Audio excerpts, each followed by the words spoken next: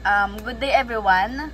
My name is Alvina Pavunkilang. I'm a leader of Group 5 and my members is Alvin Nituvar Agravante, Angel May Bandaldino, Gilbert Falanya, Jose Tolentino, Joshua Sales, Ken Isaac Kajabal, Tan Mark, Christian Serapayna, Charlene Caton, Ryan Lancero. So ang first effort namin is pa-share screen.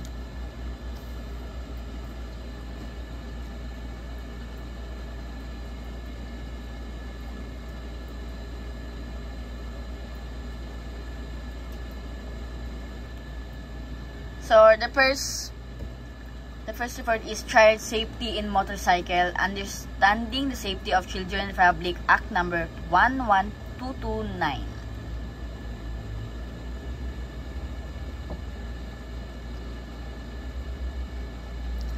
Okay, Section 1, short title, this act shall be known as the Child Safety in Motor Vehicles Act. Section 4 is mandatory use of child restraint system in motor vehicles. It shall be unlawful for the driver of covered vehicle not properly secure at all time as a child. In a child restraint system, while the engine is running, transporting such child on a road, street or highway, unless the child is at least 150 centimeters or 59 centimeters, system shall be appropriate to child's age. So ibig sabihin dito is kailangan is may mga bata na hinahanapan pa rin ng taas ng centimeter or 59 full inches sa pataas na nakaibat ng maayos ang regular seatbelt. So, ang child system ay dapat angkop sa edad, taas at timbang ng bata. And then may mga pagkakataon na hindi natin kailangan ng restraint system. Hindi lang kailangan ng child restraint system kapag ito ay ang bata ay may sakit. So, for example, siya ay may kapansanan, kumbaga parang ito pa yung magbibigay ng cause ng accident niya, na kalikutan niya once na kabitan siya nito. So, kaya dapat may mga bata pa rin na hindi na kailangan siya lagyan para iwas accident pa rin. So, number 1 is during medical emergency. And number 2 is when a child is transported has the medical of development conditions. Okay, next. Section 5 is si Sarafin niya yan. Section 5. Children in residence. No child 12 years old and below of age shall be allowed to sit in the front seat of a motor vehicle with a running engine or while such child is being transported on any road, street, or highway unless the child meets the height requirements for in Section 4 of this act and is properly secured using the regular seatbelt in the front seat. So dito naman, sinasabi mo dito sa RE 11129 na about Section 5 na pinagbabawal dito na yung mga batang 12 years old o pababa na bawal silang upo sa unahan ng sasakyan na bang ito ay nakaandar. Maliban na lang kung ang bata ay sapat na yung kanyang tangkad o kaya ayon sa Section 4 sa karaniwang height nila is mayroon silang 150 cm o 4'11" na maaari na silang upo na nakasuot yung tamang pagsuot ng seatbelt at katanggaran. Yun lang. Thank you.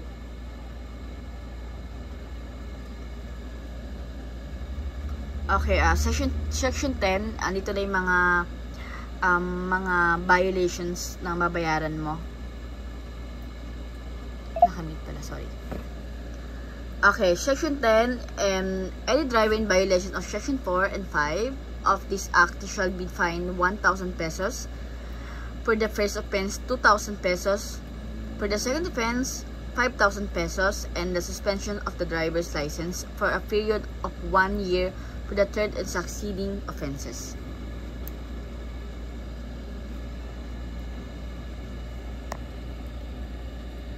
Next.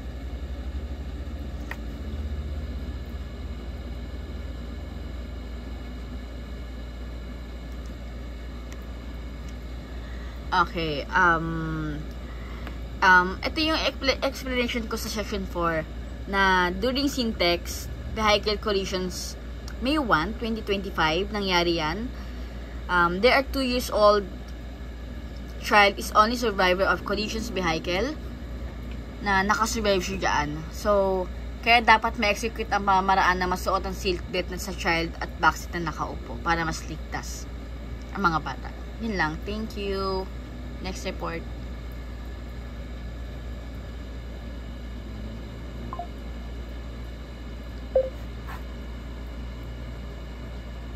What does RA 107.132 do? Limits on vehicle weight. Vehicles are not allowed to exceed their maximum weight limit, which shall keep roads safer and vehicles in good condition. Sinasabi dito, bawat sasakyan ay may capacity or limited lamang na bigat na pwedeng ikarga o isakay sa bawat sasakyan. Dalasan nangyayari ang overloading sa mga pampublikong mga sasakyan katulad ng mga jeep, bus at mga truck. Delikado ang overloading dahil maaaring mawalan ng kontrol ang sasakyan dahil sa overloading at ito rin ang dahilan ng aksidente at pagkasira ng mga kalsada.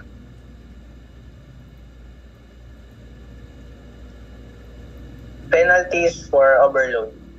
First offense, 1,000 to 20,000, depending on server. Repeat offense, higher fines and possible impound of the vehicle. Hakbang sa ilalim ng RA 10713, layan ng batas na itinakda ang pinakamataas na timbang na maaaring dalhin ng isang sasakyan. Ipinagbabawal nito ang paglampas sa tinakdang limitasyon upang mapanatiling ligtas ang mga kalsada at maayos ang mga sasakyan. Parusa sa ilalim ng batas. Halimbawa, kapag nahuling overloaded ang isang sasakyan, papatawan ng multa ang driver o may-ari nito. Ang multa ay maaaring magsimula sa 1,000 hanggang 20,000.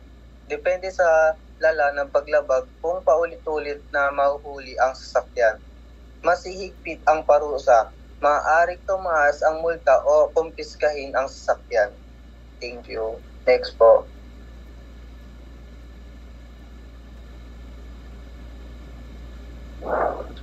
Who is responsible? Responsibility. Both the vehicle owner and operator are responsible for ensuring the vehicle is not overloaded. Why is this law important? Safety and road protection. Help reduce the risk of accident because of overloaded vehicles. Prevent damage to road. Enforce money. So, yung paliwanag dito is who is responsible? Who needs to follow this law? So, pareho ang may-ari ng operator ng sasakyan. Ang may pananagutan sa pagtiyak ng sasakyan ay hindi ma-overload. So, halimbawa, ang operator ng bus ay kailangan tiyakin na hindi sila magsasakay ng maraming pasahero. So, next, why is the law is important? So, this law helps in a lot of ways. So una, ginagawa nitong mas ligtas ang mga kalsada dahil mas lamang ang mag-crash ang mga overloaded sasakyan. Nakatulong din ito na iligtas ang ating mga kalsada mula sa pinsala at mababawasan ang pagkasira ng mga sasakyan. So tinitiyak ng RA 10713 na sinusunod ng mga sasakyan ang mga limitasyon sa bigat upang maiwasan ang aksidente sa ating kalsada. So, panatilihin ligtas palagi ang lahat sa kalsada. Maraming salamat po. Next.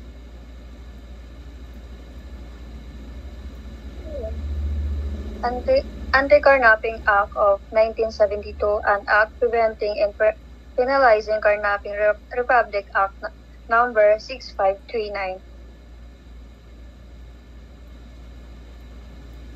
Definition of carnapping: the taking with intent to gain of a motor vehicle belonging to another without the latter's consent or by means of violence against or intimidation of persons or by using force upon others. So, ang carnapping daw ay isang krimen kung saan kinuha ang sasakyan ng ibang tao nang walang pahintulot, may intensyon na makinabang mula sa pagkuha, halimbawa, ibenta, gamitin o antirin. Maaari ding sinamahan ng karahasan, pananakot o puwersahang pagbukas ng sasakyan.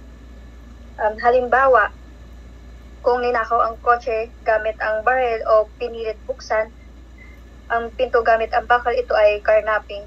Kahit walang nasaktan, basta may puwersahang ginamit at walang pahintulot ang may-ari, ito ay matatawag nating saklaw sa batas laban sa carnapping. Next slide. Registration requirements. Owners of unregistered motor vehicle or parts must register with the Land Transportation Commission (LTC) within 1 year of the approval. All motor vehicle owners must register with the local police at no charge. So, ang bahagi daw ng Anti-Carnapping Act ay tumutukoy din sa tamang rehistrasyon ng mga sasakyan upang maiwasan ang paglipanan ng mga nakaw na sasakyan. Kung ang sasakyan daw o piyesa ay hindi pa rehistrado, kailangan i-rehistro ito sa LTC, ngayon ay LTO o Land Transportation Office sa loob ng 1 taon matapos ito maipasa ng batas. Lahat ng bakit ito daw mahalaga? Upang madaling matukoy kung alin ang legal at hindi legal na sasakyan at para makatulong sa pagpigil sa carnapping.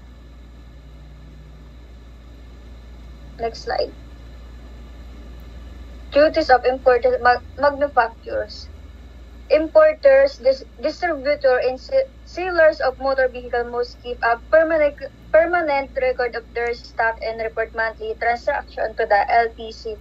Manufacturer of engine block, chassis, or bodies must cost numbering and submit monthly report to the LTC. So, ang ibig sabihin daw nito ay may obligasyon ang mga kumpanya na nag-aangkat o gumagawa ng mga sasakyan na panatilihin ang tamang dokumentasyon at regular na ahensya na tinatawag na LTC, Land Transportation Commission.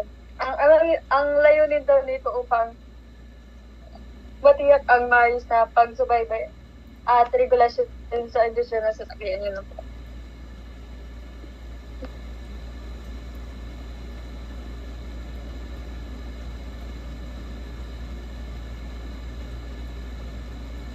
What is the purpose of registration? To clearly identify the legal owner of the vehicle, para malinaw na matukoy na legal na may-ari ng sasakyan. Sa pamamagitan ng pagpaparehistro ng sasakyan, naiuugnay ang sasakyan sa tamang may-ari. Mahalaga ito para mapatunayan ang pagmamay-ari at para sa mga sitwasyon tulad ng pagnanakaw, bentahan o alitan. To prevent the sale and use of stolen vehicle. Para maiwasan ang bentahan at paggamit ng mga nakaw na sasakyan. Ang mga rehistrado na sasakyan ay nasa opisyal na listahan. Dahil dito, madaling matutukoy kung ang isang sasakyan ay ninakaw, kaya hindi ito basta-basta mabebenta o magagamit ng pinagbentahan. To help authorities track vehicle involved in crimes. Kung nagamit ang isang sasakyan sa krimen, maaaring malaman ng mga pulis kung sino ang may-ari ng sasakyan gamit ang impormasyon galing sa rehistro at plaka. To legally operate the vehicle on public roads. Kailangan ng rehistrasyon para makabiyahe sa mga pampublikong daan.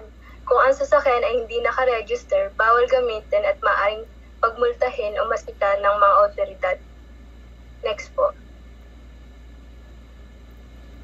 What happens if you fail to register? Failure to register a vehicle is considered a violation of the law. Kapag hindi na iparehistro ang sasakyan sa tamang oras, lumalabag sa Batas Trapiko at Regulasyon ng Land Transportation Office o LTO, ang pagpaparehistro ay mahalaga para matiyak na ang sasakyan ay ligtas gamitin, may tamang dokumento at hindi sangkot sa anumang illegal na aktibidad. Bukod dito, ang rehistro ay patunay na siya ang lehitimong may-ari ng sasakyan. The vehicle may be confiscated by authorities. Kapag nahuli na gumagamit ng sasakyan na hindi nakarehistro, may kapangyarihan ng autoridad tulad ng pulisya o LTO personnel na kumpiskahin ng sasakyan. Maaari ito dalhin sa impounding area kung saan kailangan mong bayaran ng multa at iba pang kaugnayan na bayarin bago ito makuha ulit. May karagdagang gastos tulad ng towing fee, storage fee at penalty. The owner may face legal penalties or imprisonment, especially if the vehicle is linked to illegal activity. Kung mapatunayang ginagamit ang hindi rehistradong sasakyan sa mga illegal na aktibidad, halimbawa pagnanakaw, droga o iba pang krimen, mas mabigat ang magiging parusa. Bukod sa multa, maaaring makulong at masangkot sa kriminal na kaso. Sa mata ng batas, ang hindi rehistradong sasakyan ay maaaring ituring na hot car o illegal. Next po. Penalties under Public Act number 6539. Without violence or intimidation, 14 years and 8 months to 17 years and 4 months imprisonment. Without violence, intimidation, or force, with violence, intimidation, or force, 17 years and 4 months to 30 years imprisonment.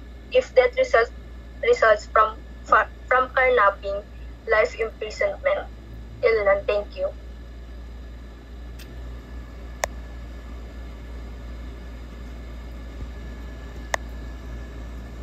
Motorcycle in Expressway, Understanding the Law, Policies, and Future Direction, Republic Act 2000. Next one. Republic Act number 2000, also known as the Limited Access Highway Act, was enacted on June 22, 1957 to establish and regulate limited access highways in the Philippines. These highways are designed through the traffic with controlled access point to enhance public safety, health, and welfare. Motorcycles are a popular and affordable mode of transportation in the Philippines, especially in congested urban areas. With millions of riders on the road, motorcycles play a crucial role in daily commuting and logistics. However, access to expressway for motorcycle remain limited due to safety and regulatory concern. This presentation explores the current rules and developments regarding motorcycle access to expressway, highlighting its importance for rider safety and efficient travel. No?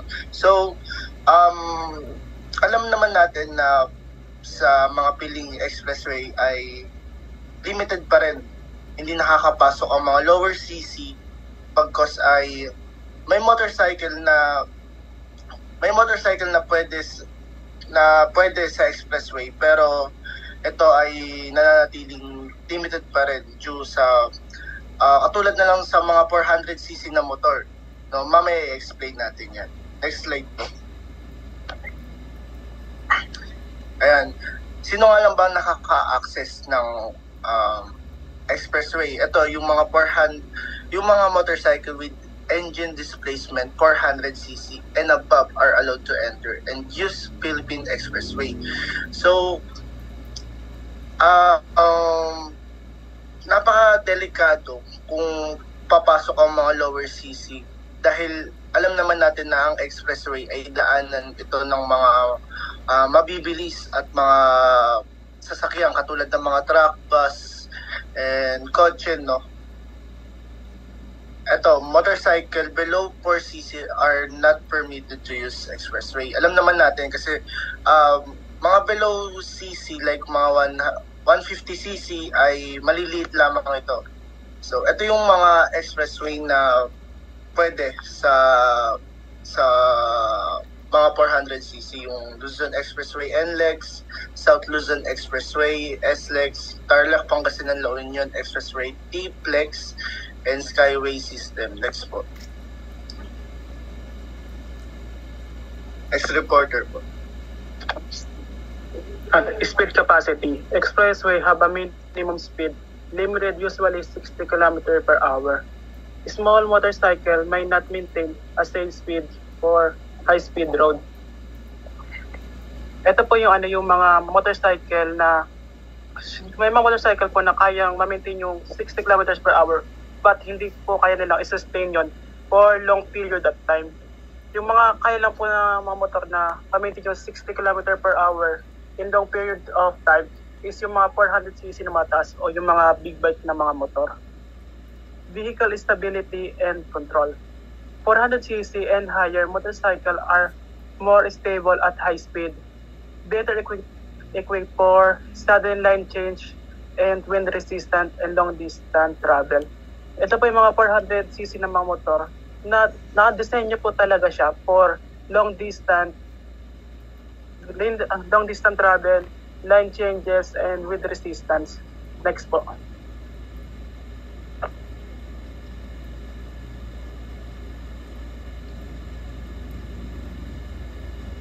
Current allowed 400 motorcycle below 400cc. However, there have been experimental pilot runs on expressway like Cavitex and Skyway Stage 3 temporary allowing 200cc motorcycle.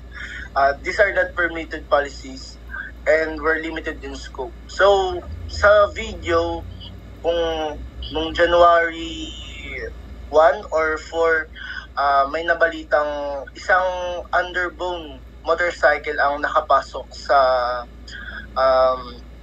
expressway na naglabag siya ng speed sa sobrang tuling niya ng pagtakbo. Pero ngayon, 200, may experimental pilot na nagaganap sa Cavitex and Skyway Stage 3. Pero hindi pa rin pwede makapasok ang mga underbone or mga below 150cc na motor. Ayun lamang. Next slide po. Safety reminders for motorcycle riders. Remember required documents, vehicle driver license with restriction code 1 or A, updated OR and CR, official receipt and certification of register. Motorcycle must have been 400cc or above. Wear proper safety gear. Always wear DOT or ECA approved helmet. Use glove, jacket, pants, boots for protection. Follow up the rules. Usually design motorcycle lines where applicable. Keep safe distance from another vehicle. Maintain the minimum speed, usually 6 km, and do not excess the speed limit. Ayan po yung mga requirement tsaka rules po. For safety reason, for safety po. Yeah, yun na. Okay na po.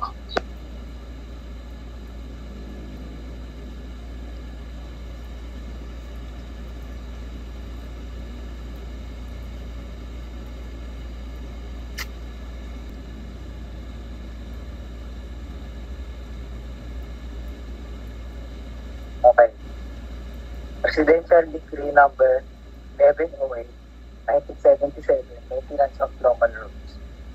This decree amended the revised Philippine Highway Act to facilitate the maintenance of local roads.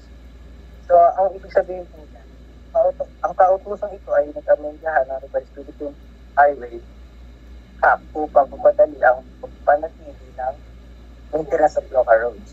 Ito po ay mas highway like tulad na Index, SLEX, Skyway, at iba pang highway like tulad ng Patos Highway sa Pilipinas. Tinatawag natin ang batas na ito ay isa sa pinakamahalagang nalaman ng tao kung bakit hanggang ngayon ay napapakinabangan natin ito. Dagdag pa rito, ang mga lokal na reklamo ay kinakailangan magsumite ng mga quarterly certification ng counterpart road at bridge maintenance funds sa Department of Public Highways. Ang Pangulo ay autorisado na magtakda ng antas ng katapat sa pondo sa pagpapanatili ng dapat tugma sa linis ng lokal na pamahalaan. Yun lang po. Presidential Decree Number 1108-1977, Maintenance of Local Roads. It provided guidelines for the allocation of resources and responsibilities between national and local governments to ensure the upkeep of local road networks. Ang sinasabi dito ay para sila yung traffic engineering na nagpasagawa ng mga maintenance sa local roads. Example na lang sa mga ginagawang kalsada para mapabilis ito at para mapaganda ang dadal ng trapiko sa iba't ibang lugar ng bansa. Yun lamang po. Thank you.